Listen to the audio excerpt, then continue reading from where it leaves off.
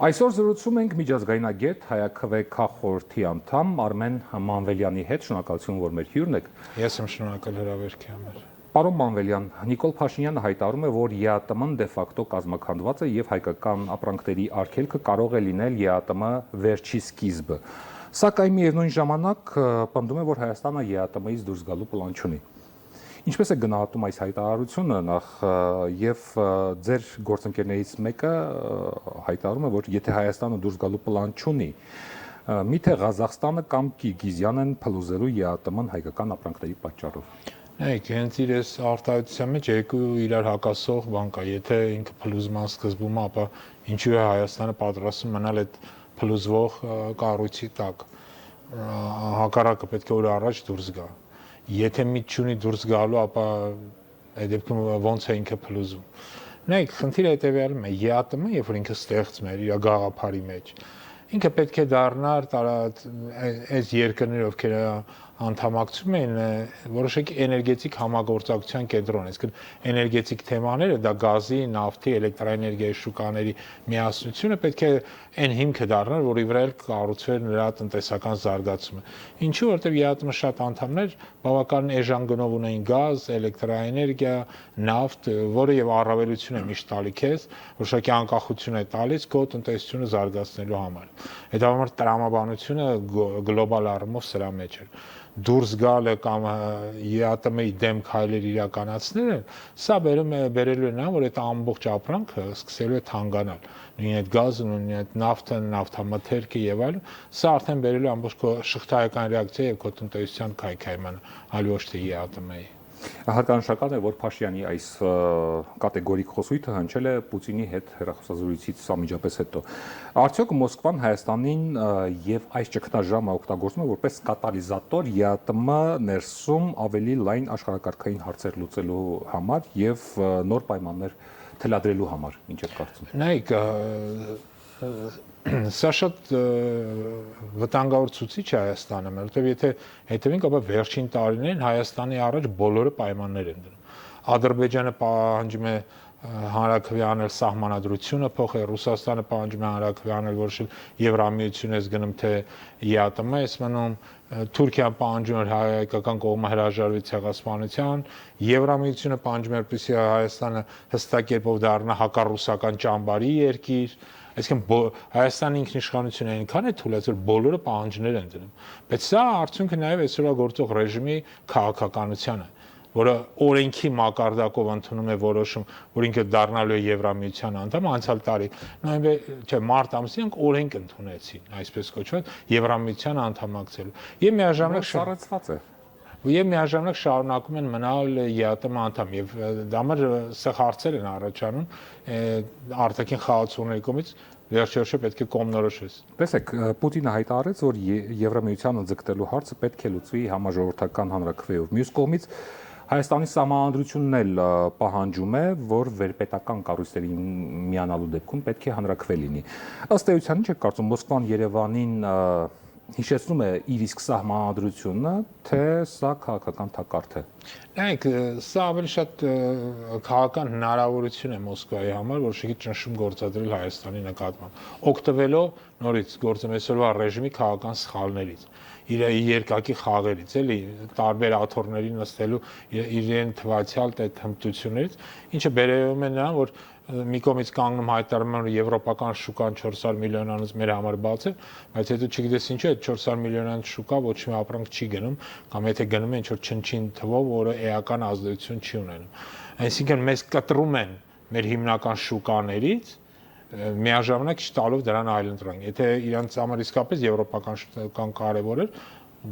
8 տարի ժամանակ ունեին, թող աշխատեին։ Լավ, ինչ եք կարծում, ինչու է Եվրոպան լոր այս հարցում։ Հատկապես հանրաքվեի մասով։ Եվրոպան ունի հստակ իր ծրագիրը, որը կոչվում է հակառուսականություն։ Իսկ ինչքան դու հակառուսական ես, այնքան Եվրոպային ձեռնատու է։ Այլ բան է, որ դա չի բխում Հայաստանի շահերից։ Դապես մեր շահերից չի բխում հաշվի առնելու մեր քաղաքական կշիռը, տարածաշրջանը, մեր դիրքը, վերջին տարիների այսօրվա ռեժիմի պարտությունների քաղաքականությունը,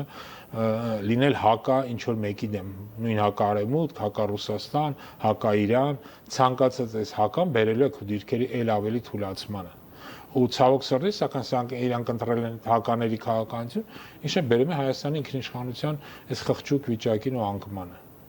Եթե ձեռնտու է հակառուսական քաղաքականությունը Եվրոպային, Արևմուտքին,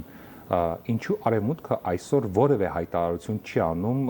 որ հանրաքվեի մասով միգուցե Հայաստանի համար դեռ վաղ է խոսել։ Այք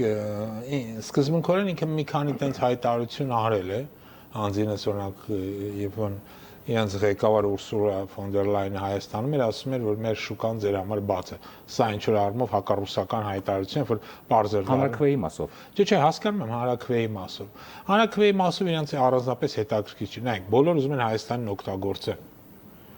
Հայաստանի ինքնիշխանությունը այսօրվա գործող ռեժիմի թեթև ձեռքով այն աշճան թույլատրել բոլորը ուզում են օգտագործել օգնել Հայաստանին ոչ ոք չի ցանկանում որովհետև Հայաստանը ինքը իրեն չի ցանկանում ավելի շուտ այսօրվա իշխանությունը ինքը իրեն չի ցանկանում օգնել կամ ավելի շուտ հայ ժողովրդին ու Հայաստան պետության լավ Եվրոպային արևմուտքին պետք է թույլատրած Հայաստան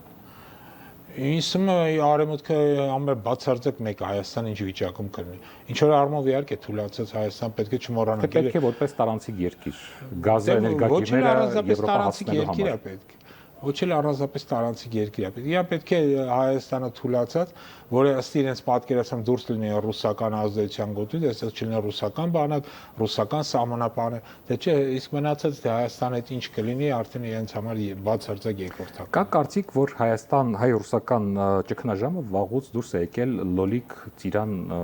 այսպես ասած, այդ մակարդակից եւ հասել է ռազմավարական ենթակառուցվածքներին։ Ռուսաստանի տնտեսական զարգացման նախարար Մաքսիմ Ռեշետնիկովը կոշտ հայտարարություններ է արել, մի կողմից նա հիշեցրել է Հարավկովկասյան երկաթուղում ռուսական 30 միլիարդ ռուբլու ներդրումների մասին, սպառնալով փոխհատուցման պահանջով։ Մյուս կողմից հայտարարել է, որ Հայաստանը Ռուսաստանի ապրանքաշրջանառության մեջ ընդամենը 0.9% է կազմում եւ հայկական ապրանքները փոխարինելը իրենց համար որևէ դժվարություն չի ներկայացնում։ Որպես տնտեսական եւ ենթակառուցվածքային անվտանգության մասնագետ ինչ եք կարծում, ինչպես է գնահատում այս հայտարարությունը, ստացվում է այնինչ Մոսկվայի համար 0.9% նշան վիճակագրությունը Երևանի համար կեսական նշանակության կախվածություն է։ Այո, նայեք, մեր պատրաստի ապրանքը գնում է հիմնականում ԵԱՏՄ շուկա, դրա առույցի բաժինը Ռուսաստան։ Սա շատ կարևոր է պատրաստի ապրանք արտահայտությունը, որտեղ ասենք թե հանքահունքի մի մասը գնում է Չինաստան, տարբեր երկրներ, բայց պատրաստի ապրանքը ավելի կարևոր է, քանի որ քո համար աշխատատեղեր ստեղծում են հենց այդ պատրաստի ապրանքները։ Հանքահունքային այդ ամբողջ ծավալը ահռելի, որ թվում է թե գնում է դեպի օրինակի համար Չինաստան, իմ ամենամեծ գնորդը, ինքը աշխատատեղեր չի ստեղծում։ Կա համար աշխատատեղեր ստեղծում են այն գյուղատնտեսական ապրանքները, որ դու արտանում ես հիմնականում ռուսական շուկա։ Եվ դրա համար այս շուկան դու պիտի ասենց ասեմ, փայփայես, պահես ամեն գնով աշխատացնես, այլ ոչ հայտարարես, ասենք թե օրինակ կարծեմ 3 էին հայտնել, որ հայկական ձուկը լավը չի։ Դրանով փաստորեն նաև եւս մեկ անգամ ապացուցել է, որ ռուսական կողմը որ արգելում է ձկի մուտքը, ճիշտ է անում, որ արգելում է, փոխանակ հակառակը ասել էլի, երկրի վարչապետի աթոռի նստած անձի կողմից։ Իսկ երբ որ ինքը հայտարարում է, որ հայկական ձուկը լավը չի, խենք արտահանում, Ռուսներն ասում են ճիշտ էլ անում ենք, որ արգելում ենք։ Նույն տրամաբանությամբ կարելի է հայտարարել հայկական գյուղմթերքներ լավը չի, չգիտեմ, ծիրանը եւ այլն։ Իսկ ենթակառուցվածքների մասով ինչ կասեք։ Հարավկովկասյան երկաթուղը։ Հարավկովկասյան երկաթուղը ինքը ռազմավարական իսկապես նշանակություն ունի։ Բայց մյուս կողմից էլ եկեք նայենք քարտեզի վրա կտեսնենք էլ որ Հարավկովկասյան երկաթուղի կոչված, որ իրականում Հայաստանի տարածքով անցնող ընդհանրապես մի փոքր հատված է։ Ինքը առանց լրջագույն ներդրումների չի կարող աշխատել, որտեղ ինքը ուղղակիորեն եկամտաբեր չէ։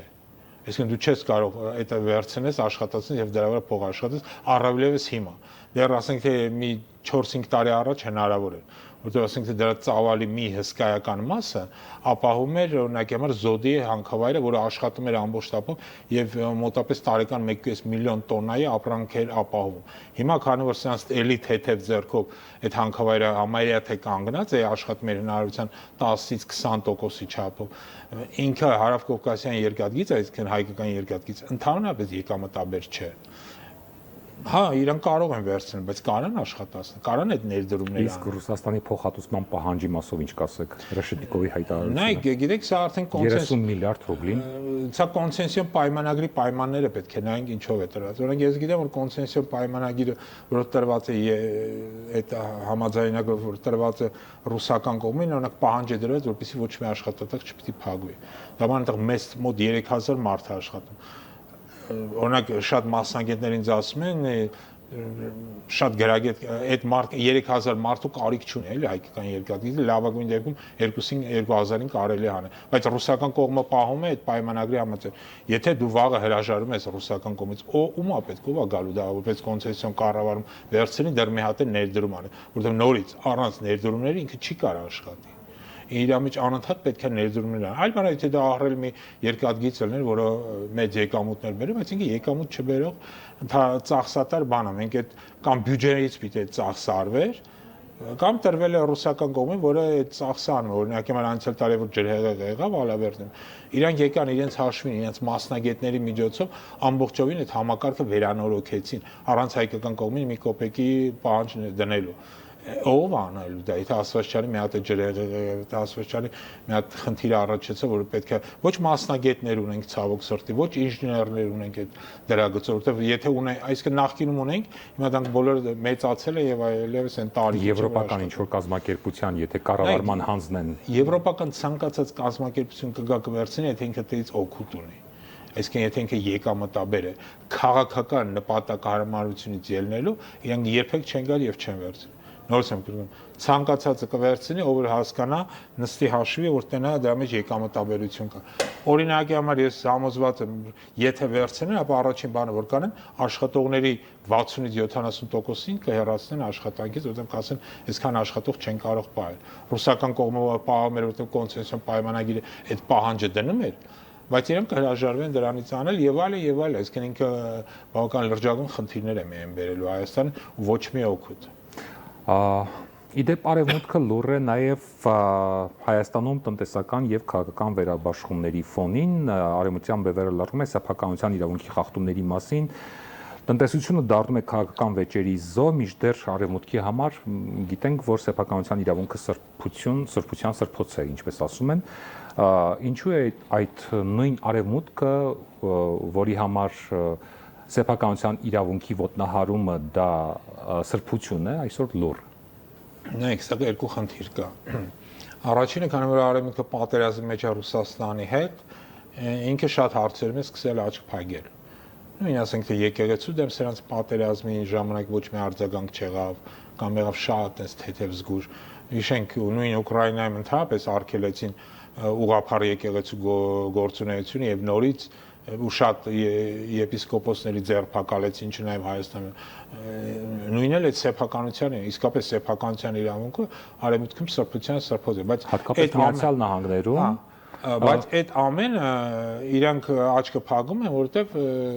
գտնում են, եթե սա ձեռնատու է հակառուսական տրամադրությունները ուժեղացնելու համար, ինչու՞ չէ թող լինի։ Այսինքն սա նորից տեղավորվում է իրենց հակառուսական քաղաքականության մեջ։ Բայց մյուս կողմից հարցի երկրորդ կողմն էլ կա։ Ես կարծում եմ, այս թեման պետք է շարունակաբար բարձրացնել հենց արևմուտքը, որտեղ արևմուտքը ասես միասնական կառույց չէ, ոնց որ մեզ կարող է։ Այնտեղ տարբեր կազմակերպություններ կան, նաև ազդեցիկ ուժեր կան, աճ քաղաքական ուժեր կան, որոնք չեն կիչծում այսօր ձախ ուժերը իշխանության գտնվելու պարագայում իրանց այս հակառուսական քաղաքականությունը։ Այսինքն արևմուտքի հետ աշխատել է պետք։ Այսինքն հասարակական սեկտորը պետք է աշխատի։ Եվ նայեք, բոլոր սեկտորների հետ պետք է աշխատել, եւ հասարակական սեկտորի հետ պետք է աշխատել, եւ աճ քաղաքական ուժերի հետ է պետք է աշխատել արևմուտքի եւ այդ հարցերը հայաստանյան որ ուժերը կամ ովքեր պետք է դրանով զբաղվեն։ Նայեք, իմ կարծիքով հենց ընդդիմությունն էլ պետք է զբաղվի, գոնե փորձի միավորվել, միասնական հարթակ ստեղծել, չասեմ որպես մի կառույց, այլ միասնական գոնե ինչ-որ հարթակ լինի, որտեղ շարունակաբար արևմուտքի առաջ դնի այդ խնդիրները, որ Հայաստանում մարդու իրավունքները ոտնահարվում են, Հայաստանում մարդկանց ձեռփակալում են եւ նրանց ձեռը սեփականություն խլում են առանց դատ ու դատաստան։ Դատական ոչ ոչ մի որոշում չկա, բայց մարդկանց սեփականությունը խլել են, արդեն սկսում են օգտագործել եւ այլն, ու սա massայական բնույթ է կրում։ Սա շատ վտանգավոր տենդենցիա է, եթե սա չբողոքարկվի եւ սա դեմը չարվի, ապա վաղ միսը բոլորի տներ գնալու են, մարդկանց իրենց տներից են անել, ասելու են մենք դու ընդդիմադիր ես, դու քննադատում ես այսօրվա ռեժիմին, քեզ զրկում են քո սեփականությունից, քո սեփական բնակարանից։ Այսինքն չզարմանաք, որ գործը հասնի սրան է։ Ինչ եք կարծում, Երևանը դեռ երկար է մանևրելու Մոսկվայի եւ Բրյուսելի միջև, թե մոտեցել է այն պահը, որ վերջնական կտրուկ որոշում կայացնելու պահն է արդեն։ Նայեք, Երևանը իմ կարծիքով հասել է մի կետի, որտեղ եւ Մոսկվան եւ Բրյուսելը հստակ առաջադրանք են տվել կամ Երբ է այդ որոշումը կայացնելու ժամանակը գալու։ Դե ռուսական կողմը ասել է մինչև դեկտեմբերի վերջ։ Կարող է, ինչպես ասում են, ուրբաթը շաբաթից շուտ գա։ Ամեն ինչ հնարավոր է։ Ես կարծում եմ արևմուտքն էլ նույն պահանջը դրել։ Պետք է հայկական կողմը հստակ կերպով մտնի հակառուսական ճամբար, միանա հակառուսական պատժամիջոցներին, այսպես կոչված սանկցիաներին, եւ ինչու՞ չէ նաեւ պահանջ կա ընդհանրապես վիզային ռեժիմ սահմանել Ռուսաստանին։ Այսինքն այս քայլերը եթե արևմուտքի պահանջների մեջ կա եւ հայկական կողմը կատարի, սա կարող է բերել Հայաստանի վերջի սկիզբը լինի ոչ թե ԵԱՏՄ-ի համար, այլ Հայաստան պետության համար։ Առաջիկա ամիսներին, այսպես ասեմ, աշնանը միգուցե ինչ սպասելի զարգացումներ կարող են լինել, ինչի ականատես կարող ենք դառնալ։ Նայեք, այսօրվա ռեժիմի առաջ շատերը պահանջներ են դնում, ամենամեծ պահանջը դնում է Ադրբեջանը, այսպես կոչված սահմանադրության փոփոխության։ Իրականում հասկանում ենք, իրենք սահմանադրության փոփոխություն չեն ուզում, իրենք ուզում են հայկական կողմը հրաժարվի անկախության հռչակագրից։ Եվ հիմնական զարգացումները կարելի է սրա շուրջ սպասել, որտեղ այս պահանջը հստակ է, իրանք մի քանի անգամ ասել են, որ չեն հրաժարվի, բայց կատարել այս պահանջը կարող են, եթե ինքը ունենա սահմանադրական մեծամասնություն, որ այլևս չունի խորհրդանում, կամ գնա հանրաքվեի։ Իսկն բոլոր կողմը ոնց որ ասեմ,